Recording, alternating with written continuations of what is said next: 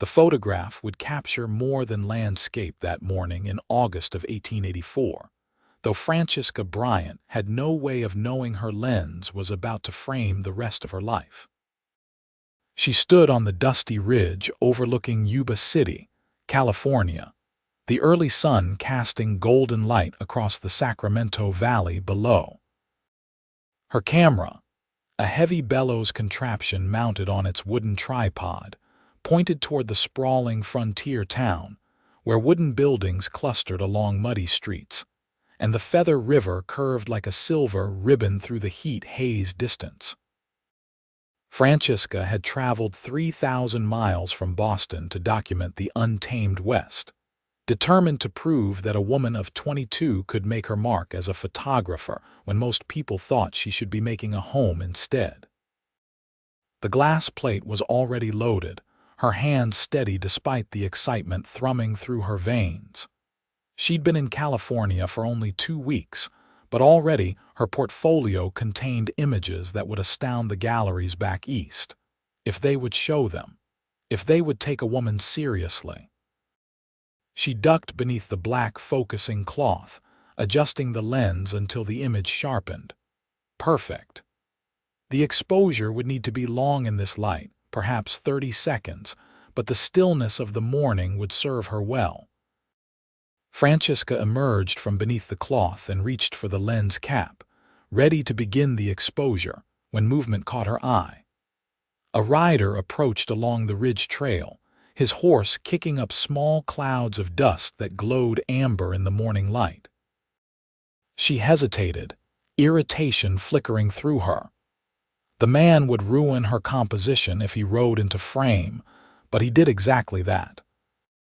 The rider, seeming to sense her presence, turned his horse directly toward her vantage point and stopped precisely where the foreground of her image would be, his silhouette stark against the valley beyond. Francesca opened her mouth to call out, to ask him to move, when something made her pause. The way he sat his horse, the tilt of his hat, the line of his shoulders against the vast landscape behind him, suddenly transformed her photograph from a simple landscape into something more. A story. A moment of the West as it truly was, not empty and waiting but alive with the people who inhabited it. She made her decision in an instant, pulling the lens cap free and beginning the exposure. 30 seconds. The rider remained motionless as if he understood what she was doing, though that seemed impossible. His horse stood equally still, only its tail swishing once to disturb flies. When the exposure was complete, Francesca replaced the lens cap and stepped away from the camera, her heart beating faster than the work warranted. The rider had dismounted and was walking his horse toward her, leading the animal with easy confidence. As he drew closer, she could make out more details. He was tall, lean in the way of men who spent their days in the saddle. His clothes were work-worn but clean, and the gun belt at his hips sat with the comfortable weight of long familiarity. "Morning, miss," he said, touching the brim of his hat. His voice was warm, carrying a slight drawl that spoke of years spent under western skies. "Saw you with your camera there. Hope I didn't spoil your picture." "Actually," Francesca found herself saying, "you might have made it considerably better."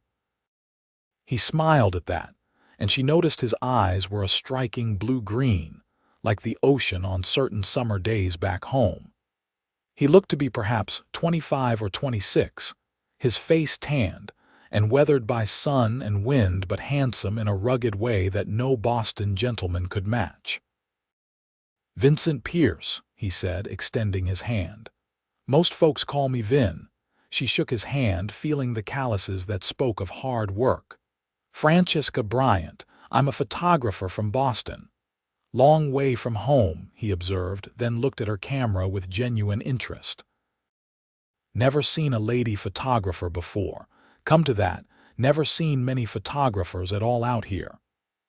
"That's why I came," Francesca said, feeling the familiar spark of passion for her work. "The West is changing so quickly. In another 20 years, there might not be any frontier left to document. I want to capture it while I can, to show people back east what it's really like out here. Vincent studied her for a long moment, and she felt heat rise to her cheeks under his gaze. But there was no mockery in his expression, only what seemed like respect. "That's something worth doing," he said finally. "Most folks back east have some strange ideas about what it's like out here. Either think it's all noble savages and gold nuggets lying on the ground, or else nothing but outlaws and violence. And what is it really like?" Francesca asked, genuinely curious. Vincent looked out over the valley, his expression thoughtful. "It's hard work, mostly, and it's beautiful in ways that take your breath. And yes, there's danger sometimes, but there's also neighbors who'll ride 20 miles to help you mend a fence, and sunsets that make you believe in something bigger than yourself." He glanced back at her, almost sheepish. "Sorry, don't usually talk so much. Don't apologize," Francesca said. "That's exactly the kind of truth I want to capture." They stood in companionable silence for a moment, and Francesca realized she was in no hurry for him to leave. There was something solid and genuine about Vincent Pierce, something that made her want to know more. "What brings you out this early?" she asked. "Checking on some cattle for the ranch I work at. We've got grazing land on the other side of this ridge." He hesitated, then added, "I could show you some sights worth photographing if you'd like, places most visitors don't see." Francesca's practical Boston upbringing told her she shouldn't ride off with a stranger, but something deeper, some instinct she was learning to trust out here in the West, told her Vincent Pierce was exactly the kind of man she could trust. "I'd like that very much," she said. Vincent's smile broadened. "You have a horse?" "I do. She's tethered just down the slope." Francesca had purchased a gentle mare named Daisy upon arriving in Sacramento, learning quickly that a photographer needed to reach places no wagon could go. "I'll help you pack up your equipment," Vincent offered. Together they carefully collapsed the tripod and packed the camera into its protective case. Vincent handled the equipment with the same care he might show a newborn calf, asking questions about how it worked and listening with genuine interest, as Francesca explained about glass plates and chemical processes and exposure times. They rode side by side down the ridge and across the valley, and Francesca found herself talking more freely than she had with anyone since leaving Boston. She told him about her father's photography studio, where she'd learned the craft, about his death 2 years ago, and how her mother had expected her to sell the business and find a husband. About how instead she'd saved every penny, working twice as hard to prove herself until she had enough to make this journey west. "Your mother must have been upset," Vincent said. "Furious," Francesca admitted. "She still is. But she has my 2 sisters nearby, both properly married with children. She doesn't need me there tying myself to a life I never wanted." "And what life do you want?" The question was simple but sincere, and Francesca found herself considering it carefully before answering. "I want to make photographs that matter," she said finally. "I want people to look at them 100 years from now and understand what this time was really like, what it meant to be alive right now in this moment of history." "Does that sound foolish?" "No," Vincent said quietly. "It sounds brave." They rode in silence for a while, and Francesca was acutely aware of him beside her, the easy way he sat his horse, the competent strength in his hands on the reins. She'd known him less than 2 hours, but already he felt familiar in a way she couldn't quite explain. Vincent led her to a small canyon where a creek ran over smooth stones and cottonwood trees provided shade. "There's an old Spanish mission a few miles from here," he said. "Mostly ruins now, but it might make a good photograph. How long have you been in California?" Francesca asked as they let the horses drink. 5 years," Came out from Texas when I was 21. My parents had a small ranch there, but when they both passed from fever, I didn't have the heart to stay. Sold the land and drifted west. I'm sorry, Francesca said, hearing the old pain in his voice. It was a while ago now, Vincent said, though his eyes held shadows. Found work at the Morrison Ranch outside Yuba City. Good people, fair wages. I've been thinking about saving up to buy my own place eventually, but land prices keep climbing. They continued on toward the mission, and Vincent pointed out features of the landscape, telling her stories about the area. He showed her where gold had been discovered in a creek bed during the rush of '49, where a family of settlers had built a homestead only to abandon it after a hard winter, where an ancient oak tree had survived a lightning strike and now grew in two directions at once. The mission, when they reached it, was indeed mostly ruins but beautiful in its decay. Adobe walls still stood in places, and the bell tower remained intact, its bell long since removed. Francesca set up her camera while Vincent tended the horses, and she worked in peaceful concentration, aware of his quiet presence nearby. She took 3 photographs from different angles, then turned to find Vincent watching her with an expression she couldn't quite read. "What?" she asked, suddenly self-conscious. "Nothing, you're good at what you do, I can tell. The way you look at things, seeing angles and light that other folks would miss." "Thank you," Francesca said, meaning it. Compliments on her appearance she'd learned to deflect or ignore, but praise for her work touched something deeper.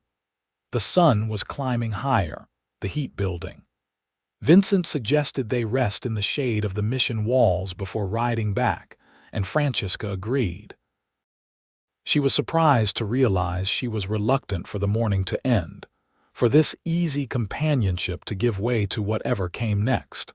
They sat on a fallen section of wall, sharing water from Vincent's canteen and the bread and cheese Francesca had packed that morning. "Can I ask you something?" Vincent said after a while, "Of course." "How long are you planning to stay in California?" Francesca considered. "I'm not sure exactly. I have enough funds to last perhaps 3 months if I'm careful. I want to photograph as much of the region as possible, then return to Boston and see if I can sell the images, maybe publish a book." "And then what? Come back west?" There was something in his tone, a careful neutrality that made Francesca look at him more closely. "I don't know," she said honestly. "I haven't thought that far ahead." Vincent nodded, looking out at the dusty landscape. "Forgive me for being forward, but I hope you'll consider it. Coming back, I mean. The West could use more people like you. People who see the beauty in it, who want to preserve something of it before it all changes." "People like me," Francesca echoed. "Or just me specifically." The words were out before she could stop them, bolder than she'd ever been with a man, but Vincent didn't seem taken aback. Instead, he turned to look at her directly, and the intensity in his eyes made her breath catch. "You specifically," he said quietly.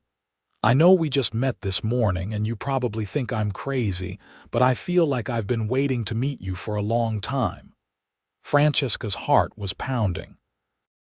Every sensible part of her said this was impossible, that you couldn't form a real connection with someone in just a few hours. But sitting there in the shade of those old mission walls, looking into Vincent's honest eyes, she couldn't deny what she felt.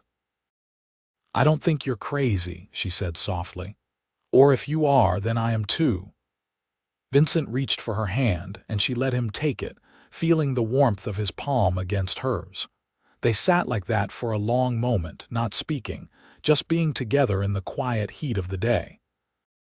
Finally, reluctantly, they agreed they should head back.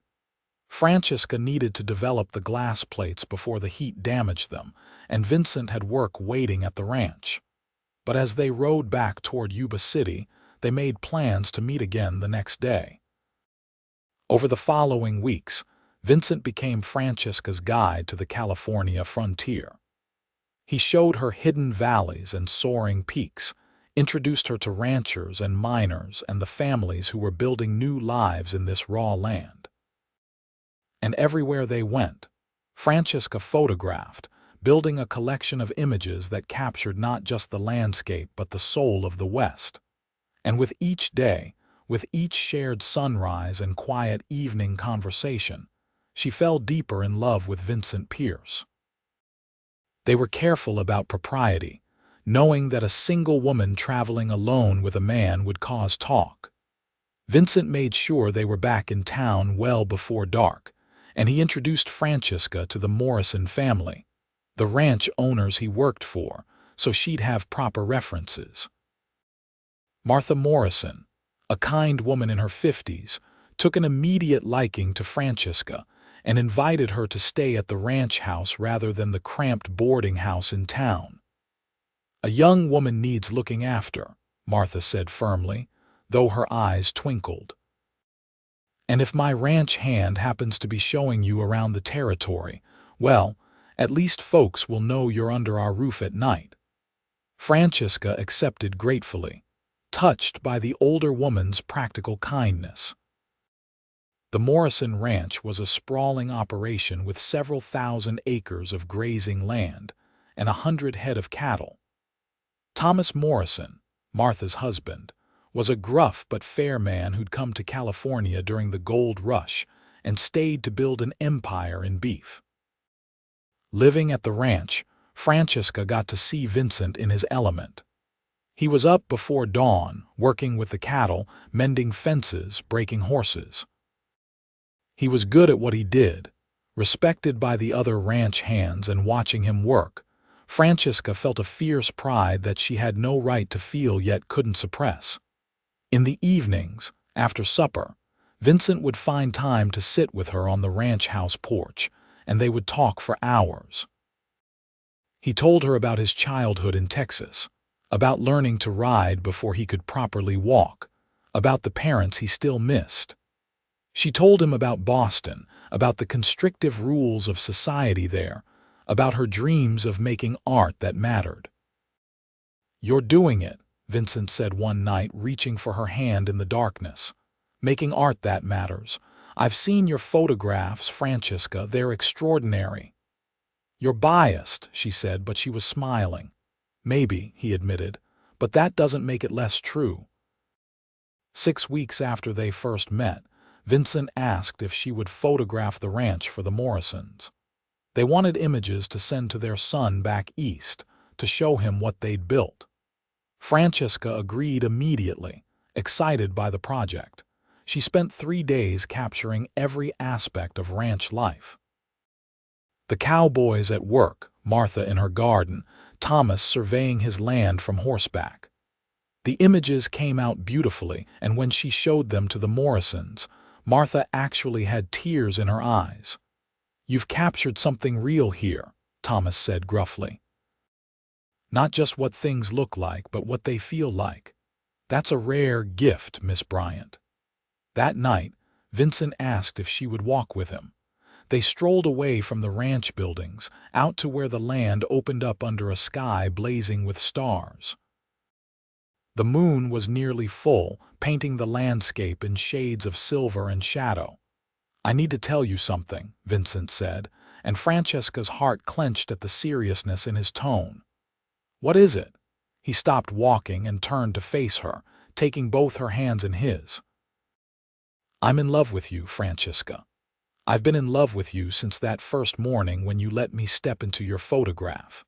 And I know you have to go back to Boston. I know you have your career and your plans, but I needed you to know how I feel before you go." Francesca felt tears spring to her eyes. "Vincent, you don't have to say anything," he said quickly. "I'm not trying to pressure you or change your mind about anything. I just couldn't let you leave without telling you that you've changed my life. That knowing you has been the greatest gift I've ever received." "Vincent, stop," Francesca said, her voice breaking. "Please stop talking and let me tell you that I love you too." He stared at her, hope dawning in his eyes. You do, of course I do. How could I not? You're the kindest, most genuine man I've ever met. You see me, really see me, not just as a woman who should fit into some prescribed role, but as the person I actually am. The words were tumbling out now, everything she'd been holding back. I love how you treat your horse, and how you're patient with the new ranch hands, and how you can identify every star in the sky. I love your voice and your hands, and the way you look at the world like it's full of wonders. I love you, Vincent Pierce, and I don't know what I'm going to do about it, but I can't pretend I don't. He kissed her then, pulling her close under the moonlight, and Francesca felt like she was falling and flying at the same time. His lips were warm and gentle, and when they finally broke apart, she was trembling. "Marry me," Vincent said, his forehead resting against hers. "I know it's fast, I know it's crazy, but marry me anyway. We'll figure out the rest together." "I have to go back to Boston," Francesca said, her practical side reasserting itself even through the haze of emotion. "I need to settle my affairs there, try to sell my work." "Then I'll wait," Vincent said, "however long it takes.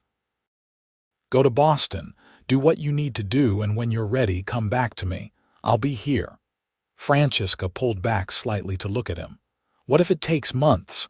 What if my work takes off and I get opportunities there?" "Then I'm happy for you," Vincent said simply. "I want you to succeed, Francesca. I want you to have everything you've worked for. If that means staying in Boston, then that's where you should be. But if you find that you can have the career you want and a life here too, then I'll be waiting. What if I asked you to come to Boston instead?"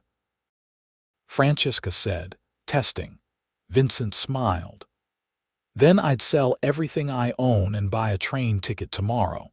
I'd work in a factory or teach riding lessons or do whatever it took to make a living there, because being with you matters more than where I am." "You'd hate Boston," Francesca said, but she was crying now, overwhelmed by the depth of what he was offering. "Maybe," Vincent agreed, "but I'd love you and that would be enough." They stood holding each other under the stars for a long time, and when they finally walked back to the ranch house, Francesca's mind was whirling with possibilities and plans. 2 weeks later, she boarded a train in Sacramento with a trunk full of glass plate negatives and a heart full of love and uncertainty. Vincent was there to see her off, along with Martha Morrison, who'd become like a second mother to her in the brief time she'd known her. "You come back to us," Martha said, hugging her tight. "That man loves you something fierce and you love him the same. Don't let fear or pride keep you from happiness." Vincent's goodbye was quieter, a kiss on the platform and a whispered promise. "I'll write every week," he said. "And I'll be here whenever you're ready to come home." "This might be home," Francesca said, looking around at the dusty station, the wide sky, the untamed land beyond. "I think maybe it's been home for a while now." The train ride back east took 6 days, and Francesca spent the time developing her photographs in the cramped darkness of the sleeping car, using chemicals she'd mixed and stored carefully for the journey.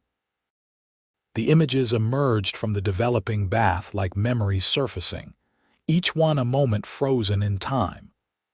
The frontier landscape, the old mission, the Morrison Ranch, and there, in several frames, Vincent himself, captured forever in silver and light. Boston was exactly as she'd left it, crowded and proper and utterly foreign after her months in California. Her mother met her at the station with a mixture of relief and reproach. "Thank heavens you're back safely," Elizabeth Bryant said, kissing her daughter's cheek.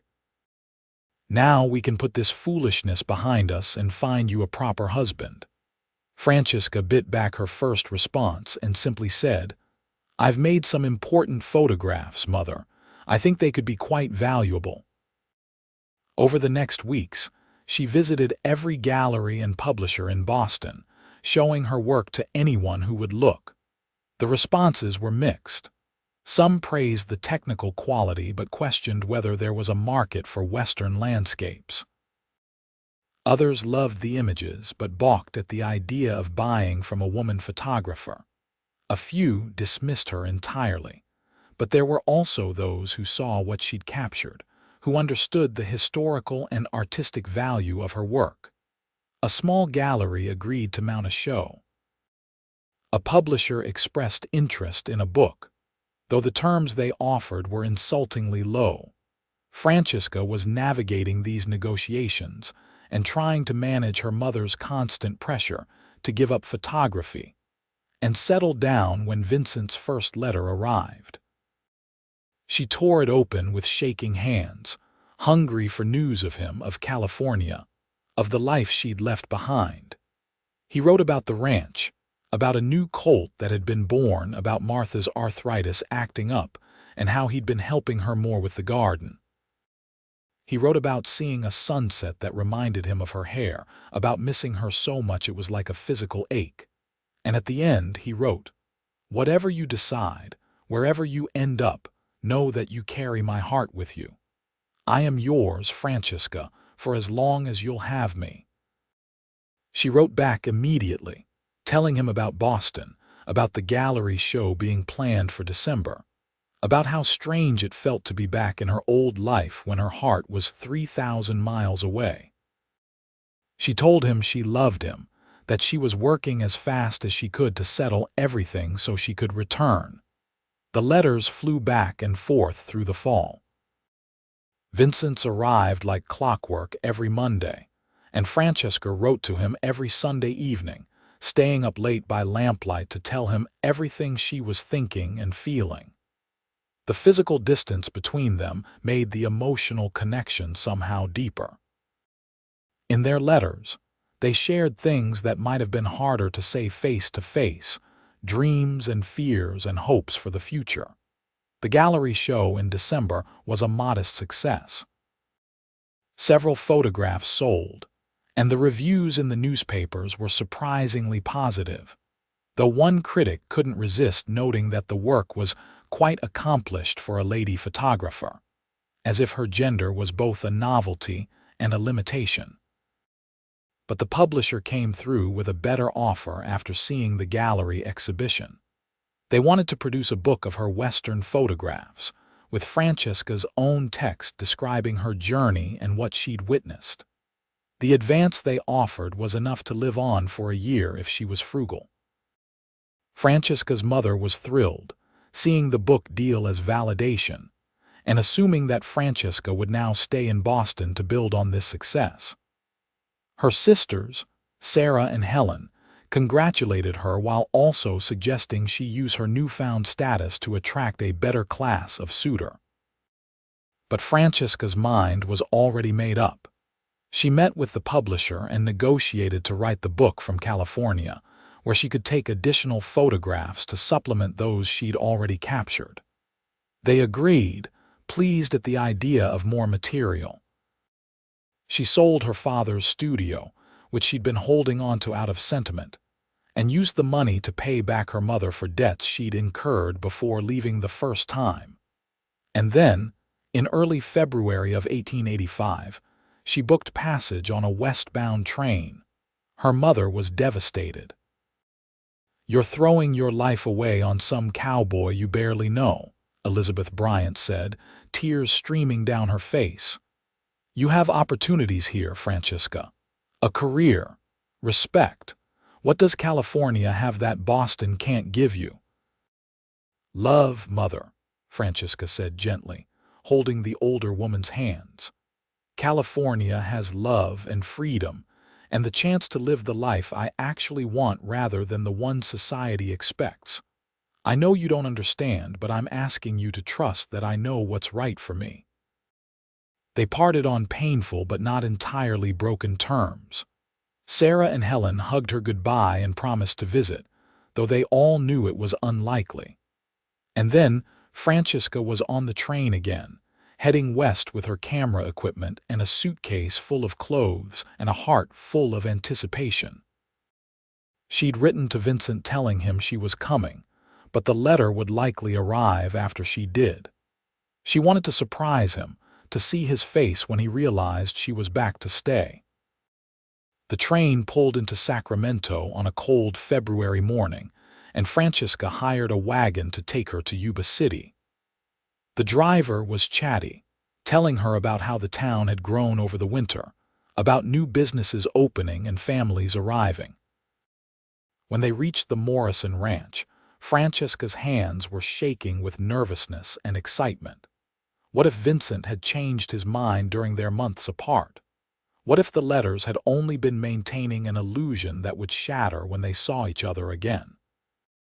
But then Martha Morrison came out onto the porch and caught sight of her, and the older woman's face lit up with joy. "Francesca. Oh, my dear girl, you came back." Martha rushed down the steps and pulled Francesca into a fierce hug. "Vincent's going to be beside himself. He's out on the northern range with Thomas, but they should be back by supper time." Francesca spent the afternoon helping Martha in the kitchen and catching up on all the ranch news. A new family had settled on the neighboring property. One of the ranch hands had gotten married. A late winter storm had damaged part of the barn roof, but they'd managed to repair it before the next rain. And Vincent, Martha said with a knowing smile, had been working himself to exhaustion, taking every extra job and saving every penny he could. "Why?" Francesca asked, though she thought she might know. "He's been saving to buy land," Martha said. "There's a parcel about 5 miles west of here, good grazing land with a creek running through it. The owner is willing to sell for a fair price, and Vincent's been determined to have it ready in case you came back. He wants to have something to offer you, a real home to bring you to." Francesca felt tears prick her eyes. "He doesn't need to do that. I'd live in a tent if it meant being with him." "I know that," Martha said gently. "And deep down he knows it too. But a man needs to feel like he can provide for the woman he loves, especially a man like Vincent who lost so much when he was young. Let him give you this, dear. It matters to him." As the sun began to sink toward the horizon, Francesca heard horses approaching. Her heart leapt into her throat, and she rushed to the window. 2 riders were coming up the path from the range, and even at a distance, she recognized Vincent's silhouette. She ran outside, forgetting her coat, forgetting everything except the need to see him. Vincent saw her and reined his horse to a stop, staring as if he couldn't believe his eyes. Then he was off the horse and running toward her, and she was running too, and they met in the middle of the yard in a collision that was half embrace, half collision. "You're here," Vincent said, his voice rough with emotion. "You're really here." "I'm here," Francesca confirmed, crying and laughing at the same time. "I'm home, Vincent. I've come home." He kissed her then, a deep, claiming kiss that left no doubt about his feelings, and she kissed him back with everything in her. Thomas Morrison rode past them with a knowing chuckle, giving them privacy, but Francesca barely noticed. When they finally broke apart, Vincent was crying too, tears cutting tracks through the dust on his face. "I was so afraid you wouldn't come back," he admitted. "That you'd find success in Boston and realize you didn't need this rough life out here." "I found some success," Francesca said, "and I'm going to have more, but none of it means anything without you. I love you, Vincent. I want to build a life with you here where we can both be who we're meant to be." They walked to the barn, needing somewhere more private to talk, and there in the sweet-smelling hay, Vincent told her about the land he was buying. "It's not much yet," he said, almost apologetic. "Just raw land with a creek and some good grazing. But I've been drawing up plans for a house, nothing fancy, but solid and well built. And there's a spot on a little rise that would be perfect for your darkroom. Good natural light, far enough from the barn that the chemical smells won't bother the animals." Francesca's heart felt too big for her chest. "You've been planning a darkroom for me." "Of course," Vincent said, as if it was the most natural thing in the world. "I know your work is important to you. I'd never ask you to give that up. I want you to keep photographing, keep documenting the West. And maybe, when we've got the ranch running well, we could travel together sometimes. I'd like to see some of the places you photograph, experience them with you." "When can we see the land?" Francesca asked. "Tomorrow, if you want. It's about an hour's ride from here." "I want," Francesca said firmly, then taking a deep breath, "and I want to marry you as soon as possible. I don't want to wait any more." Vincent's face transformed with joy. "Are you sure? We could have a proper engagement, give you time to be certain." "I've never been more certain of anything," Francesca said. "I spent 6 months away from you, and every day I was more sure that this is where I belong. I don't need a fancy wedding or a long engagement. I just need you." They were married 3 weeks later in the small church in Yuba City, with the Morrisons and a handful of ranch hands as witnesses. Francesca wore a simple white dress that Martha had helped her sew, and Vincent wore his best suit, his hair slicked back and his hands shaking slightly as he slipped a gold band onto her finger. The preacher pronounced them husband and wife, and when Vincent kissed her, Francesca felt like her whole life had been leading to this moment. They spent their wedding night at a hotel in Sacramento, the first time they'd been truly alone together, and Francesca discovered that the passion she'd felt in Vincent's kisses was only the beginning of what they could share. He was gentle and patient, aware that she was nervous, and by morning, Francesca felt transformed, like some final piece of herself had clicked into place. They returned to the Morrison Ranch the next day, and spent the following weeks finishing the purchase of their land and beginning work on their house. Vincent's savings covered the land purchase and basic materials, and Francesca contributed the advance from her book to ensure they could build something lasting. The house went up quickly with help from neighboring ranchers and the Morrison hands. It was a simple structure, 4 rooms arranged efficiently, but built with care and solid craftsmanship. And true to his word, Vincent made sure the darkroom had the best light and ventilation possible. They moved into their new home in early May, and Francesca spent the first week making it livable while Vincent worked to build up their small herd of cattle. They'd started with 20 head, purchased from Thomas Morrison at a fair price, and Vincent had plans to slowly expand the herd as their finances allowed. Life on their own ranch was harder than Francesca had anticipated, but also more rewarding. She learned to cook on a wood stove, to preserve food for winter, to help Vincent with the endless tasks of running a ranch. Her hands, which had once been soft and city pale, became tanned and calloused. But she'd never been happier, and she continued to photograph. Vincent had been right about the darkroom. It was perfect, and she could develop her plates with ease.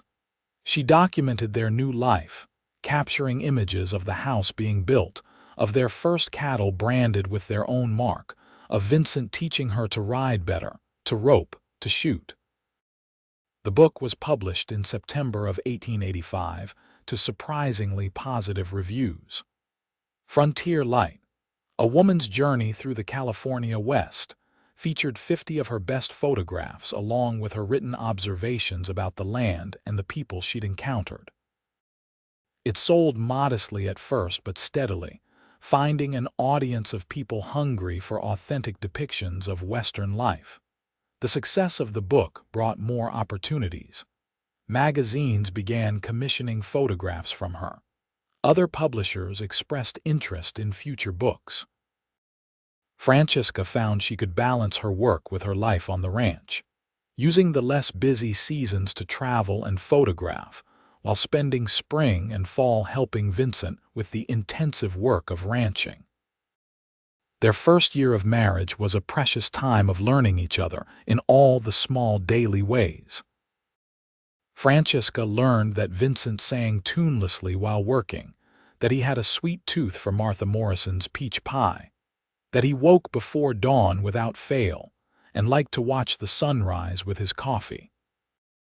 Vincent learned that Francesca was clumsy before her morning tea, that she talked to herself while working in the darkroom, that she had a stubborn streak a mile wide when she thought she was right about something. They had their first real fight in November over whether to expand the herd more quickly. Vincent wanted to move slowly, to be cautious and careful. Francesca, emboldened by the book's success and eager to take risks, pushed for faster growth. They argued for days, both too stubborn to back down, until finally Martha Morrison sat them down and made them talk it through properly. "Marriage is about compromise," the older woman said firmly, "and it's about trusting each other's judgment. Vincent, your wife has proven she's smart about business. Francesca, your husband knows ranching in a way you don't yet. Find a middle ground and move forward together." They did, agreeing to expand the herd moderately, faster than Vincent had wanted but not as aggressively as Francesca had pushed for. And the compromise worked. By the end of their second year, they had 60 head of cattle and were turning a small but steady profit. In the spring of 1887, Francesca realized she was pregnant. The news filled her with both joy and terror. She'd seen how dangerous childbirth could be on the frontier, how many women died bringing new life into the world. But Vincent was ecstatic and so protective that Francesca sometimes had to remind him she was pregnant, not made of glass. Martha Morrison became an invaluable source of advice and support. She'd raised 3 children of her own and had helped deliver countless babies on the ranch and in the surrounding area. She coached Francesca through the pregnancy, telling her what to expect, what was normal and what wasn't. Vincent, meanwhile, threw himself into preparing for the baby. He built a beautiful cradle from oak wood, carving simple patterns into the sides. He reinforced their savings, working extra jobs to ensure they'd have a cushion for when the baby came. And he was endlessly patient with Francesca's changing moods and needs, rubbing her aching feet and reading to her in the evenings. Their son was born on a cold January night in 1888, after a labor that lasted 18 hours. Martha and the local midwife attended the birth while Vincent paced holes in the floor of the front room. When Martha finally came out and told him he had a healthy son, Vincent's knees actually buckled with relief. They named him Daniel James Pierce, Daniel after Vincent's father and James after Francesca's. He was a beautiful baby, with a shock of dark hair and eyes that shifted between blue and green like his father's. Francesca had never known she could love someone so instantly and completely, and watching Vincent hold their son for the first time, seeing the tenderness in his face, made her fall in love with her husband all over again. The early months of parenthood were exhausting but joyful. Daniel was a good baby, healthy and generally content, though he had powerful lungs when he decided to cry. Francesca learned to function on broken sleep, to nurse while half dozing, to somehow balance caring for an infant with the work of the ranch and her photography. Vincent was a devoted father, changing diapers and walking the floor with Daniel when he was fussy, singing the same tuneless songs he sang to the cattle. Francesca would watch them together and feel her heart expand with gratitude for the life they'd built. When Daniel was 6 months old, Francesca began photographing again in earnest. She couldn't travel as much now, but she found rich material close to home. She documented Daniel's growth, creating a visual record of his first year. She photographed the changing seasons on their ranch, the cycle of birth and growth and harvest that marked their lives. And she began a new project, photographing the women of the frontier, the wives and mothers and daughters who were building this new world alongside the men. The project resonated deeply. Magazines clamored for the images, and a publisher approached her about a second book focused specifically on women's experiences in the West. Francesca threw herself into the work, interviewing and photographing dozens of women throughout the region. Martha Morrison featured prominently, of course, as did several of the ranch wives who'd become Francesca's friends. One woman she photographed, Elena Rodriguez, had come to California from Mexico with her family when she was a child. She spoke eloquently about the challenges of maintaining her culture and language while adapting to a new land, and Francesca made sure her words were included alongside her portrait in the book. Another subject, Mei Chen, was part of the Chinese community that had come to work on the railroads and stayed to farm and build businesses. She described the discrimination her family faced, the laws that prevented Chinese immigrants from becoming citizens, and the strength it took to build a life in the face of such obstacles. Francesca was moved by her story and determined to represent it honestly in her work. The book, Women of the West, Voices from the Frontier, was published in 1890 and became Francesca's most successful work yet. It sparked conversations about women's roles in settling the West, about the diverse communities that were shaping the region, about the costs and rewards of frontier life. Some critics praised it as groundbreaking. Others dismissed it as overly sentimental or inappropriately political. Francesca didn't care about the critics. She knew she'd told important stories, preserved voices that might otherwise have been lost. And she was proud of the work, proud to show Daniel, when he was older, what his mother had accomplished.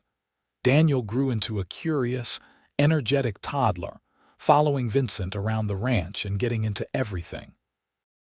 By the time he was 3, he could sit a horse with his father's help and knew the names of all their cattle. He had Francesca's quick mind and Vincent's steady temperament, and they both adored him. In the fall of 1891, Francesca discovered she was pregnant again. This pregnancy was harder than the first. She was often sick and exhausted in a way she hadn't been with Daniel. Martha Morrison helped care for Daniel when Francesca was too tired, and Vincent took over more of the household tasks without complaint. Their daughter, Rose Elizabeth Pierce, was born in May of 1892, and the delivery was difficult. There were complications, moments when both Francesca and the baby were in danger, and the midwife later told Vincent it had been a close thing. But they both survived, and Rose proved to be worth every moment of worry. She was a tiny, perfect thing with wispy blonde hair and her mother's hazel eyes. Daniel, now 4, was enchanted with his baby sister and wanted to help with everything. The birth had taken a toll on Francesca, though. She recovered more slowly this time, and the doctor who examined her afterwards said another pregnancy would be dangerous. Francesca grieved the loss of more children but accepted it. She had Daniel and Rose, and they were enough, more than enough. They were everything. As their children grew, Vincent and Francesca's ranch prospered. They expanded gradually, buying an adjacent parcel of land when it became available, increasing their herd to over 100 head. They hired 2 full-time ranch hands to help with the work, good men who became part of their extended ranch family. Francesca continued her photography, now often bringing the children along on her expeditions. She taught them to see the world through a photographer's eyes, to notice light and shadow and composition. Daniel showed some interest, but was more drawn to ranch work like his father. Rose, however, was fascinated by the camera from an early age, wanting to know how everything worked. Thomas Morrison passed away in 1894, and Martha moved into a small house in town, unable to manage the ranch alone. Their son finally returned from the East to take over the operation, but it wasn't the same. The close friendship between the Morrisons and the Pierces evolved, became something different with the son in charge. They remained on good terms, but the easy intimacy was gone. Martha, however, remained a constant presence in their lives. She was Grandma Martha to Daniel and Rose, who adored her. She spent holidays with the Pierce family and was always available when Francesca needed advice or just a sympathetic ear. The years rolled by, marked by the rhythms of ranch life and the growth of their children. Francesca watched Daniel grow from a curious toddler into a capable boy who could ride and rope with skill. She watched Rose blossom from a tiny baby into a bright, talkative child who asked endless questions about everything.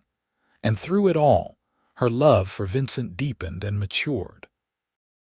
The passionate intensity of their early days together evolved into something richer, a partnership built on mutual respect and shared dreams and the daily choice to love each other, even when things were hard. They had disagreements, of course. About money, about how to raise the children, about 100 small decisions that make up a life. But they'd learned to talk through their differences, to compromise and forgive and move forward together. In the evenings, after the children were in bed, they would sit together on their porch, watching the sun set over their land. Sometimes they talked about the day, about plans for the ranch or Francesca's current photography project. Sometimes they just sat in comfortable silence, Vincent's arm around Francesca's shoulders, content to be together. On their 10th wedding anniversary in 1898, Vincent surprised Francesca with a gift. He'd secretly commissioned a photographer from Sacramento to come to the ranch, and they had a family portrait made, all four of them together. When Francesca saw the final image, she cried. There they were, frozen in time. Vincent with silver starting to show at his temples, still strong and handsome. Francesca herself, lines at the corners of her eyes from squinting into the sun and from laughter. Daniel at 10, already tall for his age, serious-faced and responsible, and Rose at 6, grinning impishly at the camera. So you'll have one photograph where you're in it instead of behind the lens, Vincent said, pulling her close. I wanted to preserve this moment this time when we're all together and healthy and happy. It's perfect, Francesca said, meaning it. You're perfect. This life is perfect. Vincent laughed. I don't know about perfect, but it's ours, and I wouldn't change a single thing about it. The turn of the century came, bringing with it a sense of transition and change. The Wild West of Francesca's early photographs was rapidly disappearing, towns becoming cities, wilderness giving way to farms and ranches and railroads. Some mourned the passing of the frontier era. Francesca documented it, preserving in her photographs a way of life that was already becoming history. Her work had established her as one of the foremost photographers of the American West. Museums collected her images. Schools used her books to teach about frontier life. She received letters from people all over the world who'd been moved by her photographs, who felt they could see and understand the West through her eyes. But her greatest pride remained her family. Daniel, at 12, was already planning to take over the ranch someday. He had Vincent's love of the land and a natural instinct for working with cattle and horses. Rose, at 8, announced regularly that she was going to be a famous photographer like her mother, and Francesca encouraged her, teaching her the basics of the camera and the darkroom. Martha Morrison passed away peacefully in her sleep in 1901, at the age of 78. Her loss hit Francesca hard. Martha had been more than a friend. She'd been a mentor, a mother figure, the person who'd made Francesca feel welcome in California when she'd been a stranger far from home. The whole community turned out for Martha's funeral. Person after person stood up to share stories about how Martha had helped them, had delivered their babies or nursed them through illness, or simply offered kindness when they needed it most. Francesca spoke about how Martha had believed in her, had supported her unconventional choices, had loved her like a daughter. Vincent held her as she cried that night, and she was grateful once again for this man who'd been her partner through everything, who understood her grief and gave her space to feel it. Life went on, as it always does. Daniel grew into a fine young man, and when he turned 18 in 1906, Vincent officially made him a full partner in the ranch. The ceremony was simple, just the family and their lawyer in town, but Daniel stood taller afterward, proud to have earned his place. Rose, at 14, was becoming an accomplished photographer in her own right. She had her mother's eye for composition and a developing sense of her own artistic vision. Francesca loved working alongside her daughter, watching her grow and learn. And Francesca and Vincent, now in their 40s, settled into a comfortable middle age. Vincent's hair had gone silver, and Francesca had lines at her eyes and mouth, but they were still strong and healthy, still in love after more than 20 years of marriage. The ranch had grown to over 300 acres with a herd of 200 cattle. They employed 4 full-time hands and hired additional help during busy seasons. It was far more than Vincent had dreamed possible that day he'd ridden into Francesca's photograph, and sometimes he still seemed amazed by what they'd built together. One evening in the summer of 1908, Vincent found Francesca in her darkroom, working on a series of images from a recent trip to photograph the missions along the California coast. "You ever regret it?" he asked, leaning against the doorframe. "Giving up the possibility of a bigger career back east? You could have been photographing presidents and society events instead of dusty ranches and cowboys." Francesca looked up from the developing bath and smiled at him. "Are you joking?" "Vincent, everything I value most in this world came from the choice to stay here. You, our children, this life we've built. My work documenting the West matters precisely because I live here, because I understand it from the inside rather than as an outsider looking in." She crossed to him, wrapping her arms around his waist. "Besides, I like photographing dusty ranches and cowboys, especially when the cowboy in question is devastatingly handsome and happens to be my husband." Vincent laughed and kissed her forehead. "Devastatingly handsome." "I'm an old man with gray hair and creaky knees." "You're distinguished," Francesca corrected. "And you're mine. And I love you just as much as I did that first morning when you rode into my frame and changed my entire life." "I love you too," Vincent said softly. "More than I can ever put into words." They stood there in the red glow of the darkroom light, holding each other, and Francesca felt the same sense of contentment she'd felt so many times over the years. This was home. This man was home, and she'd been so incredibly lucky to find him. As the years continued to pass, they watched with pride as their children became adults. Daniel married a local girl named Sarah in 1910, and they welcomed the first grandchild, a boy named Thomas, in 1911.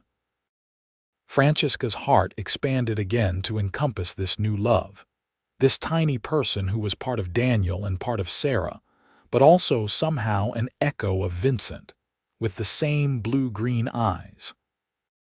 Rose went to San Francisco to study photography formally in 1912, and though Francesca missed her terribly, she was proud of her daughter's ambition and talent. Rose wrote home regularly, full of excitement about her studies and the artistic community she was discovering in the city.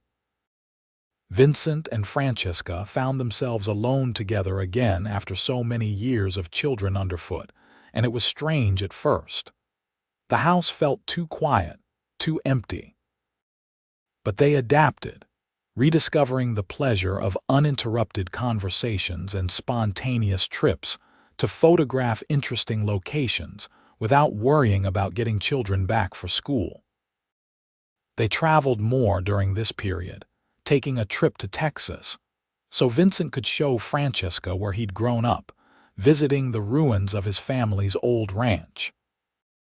It was bittersweet for him, seeing the place where he'd been happy as a child, but Francesca was glad he'd shared that part of his history with her. They went to San Francisco to visit Rose, and Francesca met some of the photographers and artists her daughter was working with. She gave a lecture at Rose's school about frontier photography, and was pleased to see several young women in the audience, taking notes and asking intelligent questions about technique and composition. Back home, the ranch continued to thrive under Daniel's increasingly confident management. He had good instincts and a willingness to try new methods while respecting the wisdom Vincent had accumulated over decades of ranching. Father and son worked well together, and Vincent was able to step back gradually from the day-to-day operations without worrying that the ranch would suffer. In 1915, on Francesca and Vincent's 30th wedding anniversary, their children surprised them with a celebration. Daniel and Sarah hosted it at the ranch, and Rose came home from San Francisco. Friends and neighbors from all over the region came to honor the couple who'd become pillars of their community. Person after person stood up to toast them, to tell stories about Vincent's generosity and Francesca's talent, about how they'd helped their neighbors and strengthened their community. Francesca heard herself and Vincent described as examples of true partnership, of what marriage could be when two people respected and supported each other's dreams. When it was Vincent's turn to speak, he stood and took Francesca's hand, pulling her up beside him. 30 years ago, he said, his voice carrying across the gathered crowd, I rode up over a ridge and saw a woman with a camera trying to capture the West in glass and light. I stepped into her photograph and she didn't chase me out of the frame. Instead, she let me stay. She let me into her art and into her life, and it's been the greatest privilege of my existence. He turned to look at Francesca, his eyes bright with unshed tears. You've given me everything, Francesca. A home, a family, a purpose. You've made me a better man than I ever thought I could be. And you've loved me through all of it, the good times and the hard ones, with a constancy that still amazes me. I love you more today than I did on our wedding day, and I'll love you more tomorrow than I do today. Thank you for 30 years of happiness. Francesca was crying openly now, and the guests were applauding. She reached up to cup Vincent's face in her hands. Thank you for stepping into my frame, she said, loud enough for everyone to hear. Thank you for staying. Thank you for building this beautiful life with me. I love you, Vincent Pierce. Today, tomorrow, and always. They kissed, and the crowd cheered, and Francesca felt overwhelmed with gratitude for every choice that had led her to this moment. The party continued late into the night, with music and dancing and enough food to feed twice as many people. Francesca danced with Vincent, with Daniel, with neighbors and friends. She watched Rose teaching her nephew Thomas to dance, watched Vincent talking cattle prices with Daniel and the other ranchers. This was her life. These were her people. And it was everything she'd never known she wanted when she'd boarded that westbound train so many years ago. Camera in hand and adventure in her heart. As she and Vincent grew older, they faced the challenges of aging with the same partnership that had carried them through everything else. Vincent's knees did become creaky, and eventually he needed a cane to walk comfortably. Francesca developed cataracts that made detailed photography difficult, though she could still see well enough with glasses to manage daily life. But they adapted. They hired more help at the ranch. They took things slower, resting more often. And they treasured each day together, knowing that time was precious and finite. Rose returned home in 1920, having established herself as a photographer in San Francisco, but wanting to be closer to family. She set up a studio in Yuba City and quickly became the most sought-after portrait photographer in the region. She never married, declaring herself perfectly happy with her career and her family. And Francesca respected her daughter's choice just as Martha Morrison had respected hers all those years ago. Daniel and Sarah had 3 more children after Thomas, giving Francesca and Vincent a total of 4 grandchildren to dote on. The ranch house was always full of noise and life when the grandchildren visited, and Francesca loved every chaotic moment of it. In the evenings, when the house quieted down, Francesca and Vincent would still sit on their porch, watching the sun set over land that had become home in every sense of the word. Vincent's hand would find hers, familiar and warm, and they would sit in comfortable silence, needing no words to communicate the deep love and satisfaction they felt. On a warm evening in June of 1925, 40 years after they'd first met, Francesca and Vincent sat on that same porch, watching their youngest grandchild chase fireflies across the yard. Rose was visiting, and Daniel and his family had come for Sunday supper. The sounds of laughter and conversation drifted out from the house. "Did you ever imagine this?" Francesca asked Vincent, gesturing to encompass everything. The ranch, the family, the life they'd built. "That first morning when you rode into my photograph, could you have imagined all of this?" Vincent was quiet for a long moment, considering. "No," he said finally. "I couldn't have imagined it because I didn't know it was possible to be this happy. I thought I'd work the Morrison Ranch until I was too old, then maybe buy a small piece of land and live out my days alone. I never dreamed I'd have a wife who was also my best friend, children and grandchildren, a ranch that meant something." He squeezed her hand. "You gave me all of this, Francesca. You and that camera of yours. You captured more than just the frontier. You captured my heart, and you've held it safe for 40 years. You gave me just as much," Francesca said, leaning her head on his shoulder. "You gave me the freedom to be myself, to pursue my work while also building a family. You never made me choose between my art and our life together." "That's a rare gift, Vincent." They sat together as the light faded and the stars came out, one by one filling the vast western sky.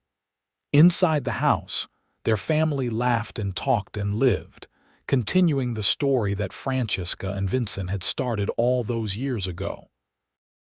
And Francesca thought about that first photograph, the one with Vincent's silhouette against the California valley, and how it had been the beginning of everything. She'd come west to document the frontier, to capture a vanishing way of life in silver and light. She'd succeeded beyond her wildest dreams, creating a body of work that would be studied and admired for generations. But more than that, so much more, she'd found love. She'd found home. She'd found the life that was meant to be hers all along, waiting for her in the dust and heat and endless sky of the California frontier. The cowboy had stepped into her frame, and he'd never left. And she'd spent 40 years being grateful for that fact, grateful for every sunrise and sunset and ordinary moment in between. Grateful for the children they'd raised and the grandchildren who carried their legacy forward. Grateful for the work she'd done and the love she'd found.